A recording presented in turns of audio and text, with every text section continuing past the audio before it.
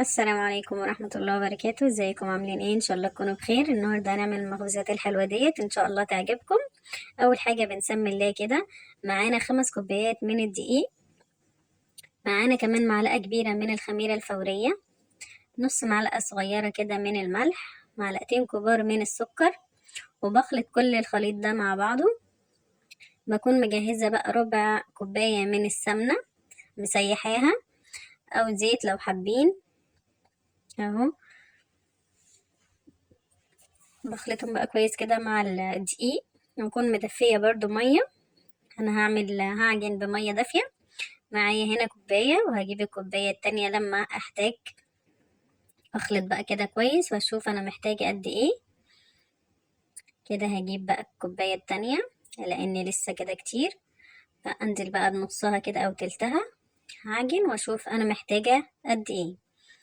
وكل ما بلاقي كده حبة دقيق كده كتير بحط حبة مية صغيرين شوية بشوية، علشان ما طريش قوي.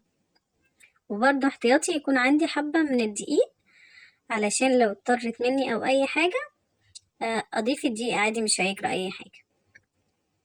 هي هنا عجينة سهلة جدا وبسيطة. انا يعني قعدت اعجن كده حوالي 10 دقايق علشان اخد عجينة حلوة وطرية وناعمة. عجينة مفيهاش اي تكاليف ولا اي حاجة، سهلة جدا.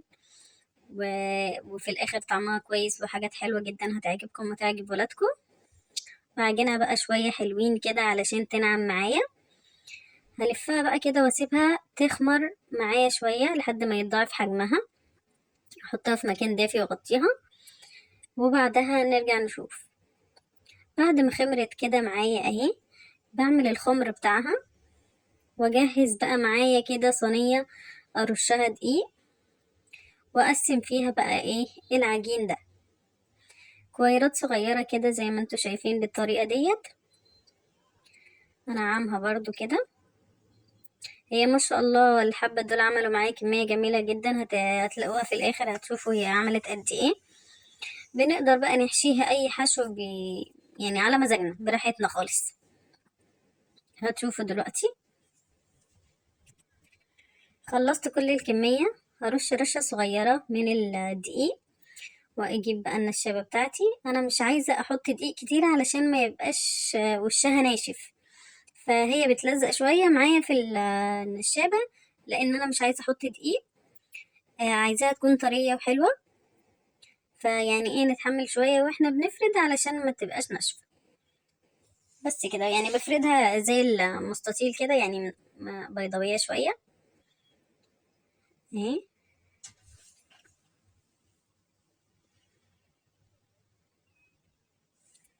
معلش اما تلزق معانا شوية، بس في الاخر ناخد ايه حاجة كويسة. بكون مجهزة بقى معايا كده سكر، ومعايا بودرة نسكويك.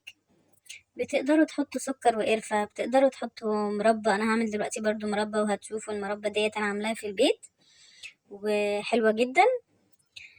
وهنا بقى بنقدر يعني نعمل اي حاجة براحتنا. هنا انا كل ما بعمل كده بتني، انا بعمل معلقة من السمنة السايحة. يعني ادي بس مسحة صغيرة كده بالفرشة. الخطوة ديت بتقدروا تستغنوا عنها عادي، ما فيهاش اي مشكلة. بس انا عشان ايه يعني تبقى مورقة وحلوة كده لازم ايه الخطوة ديت يعني. الف بقى بعدها بقى يعني اهو.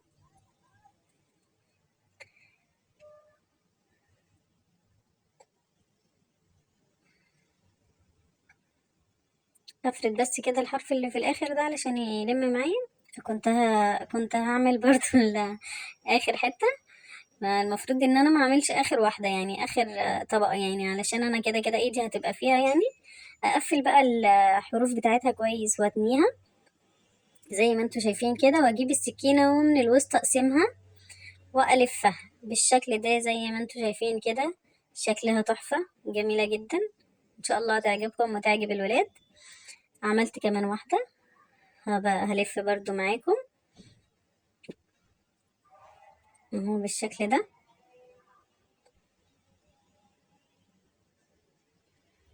نصلي على النبي عليه افضل الصلاة والسلام بقى كده لحد لما نلف اللفة ديت. اللهم صل على محمد وعلى آل محمد كما صليت على إبراهيم وآل إبراهيم، وبارك على محمد وعلى آل محمد كما باركت على إبراهيم وآل إبراهيم في العالمين إنك حميد مجيد. اللهم بارك لنا في كل حاجة يا رب. والبركة ديت هتيجي بذكر الله والصلاة على النبي عليه أفضل الصلاة والسلام. طبعا كلنا عارفين الخطوة ديت اهو. أنا أهم حاجة أقفل بس كويس من تحت. وهنا أنا عملت بقى شوية كده من الفلفل الأخضر، وكمان عملت شوية من البسطرمة، قطع صغيرة خالص كده. بنقدر بقى نحشي أي حاجة احنا عايزينها، ويعني الخيارات كتيرة جدا براحتكم اهو. وهنا الجبنة ديت اللي أنا كنت عاملاها معاكم، أنا شايلاها في الفريزر، ولما بحتاج بخرج منها اللي أنا عايزاه، واحط منها كده شوية، واحط كمان شوية من الجبنة الموتزاريلا.